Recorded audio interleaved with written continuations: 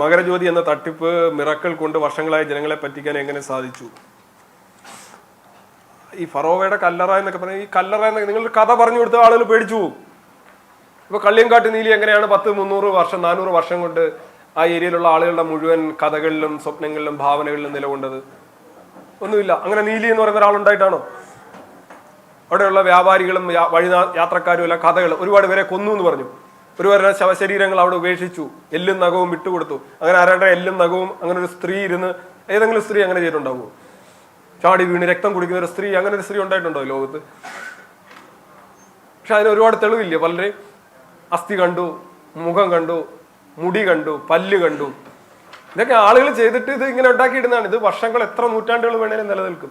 അതിന് അങ്ങനെ ഒരാളുണ്ടാവണമെന്നോ അങ്ങനെ ഒരു സംഭവം നടക്കണമെന്നോ ഇല്ല. ഫറോവയുടെ കല്ലറ എന്ന് പറഞ്ഞൊരു സ്ഥലത്ത് കൊണ്ടുപോയിട്ട് ഒരു കഥ, ആദ്യം കഥ പറഞ്ഞ് പേടിപ്പിക്കുക, എന്നിട്ട് നിനക്ക് അവിടെ പോകാൻ പറ്റുമോ എന്ന് ചോദിക്കുക.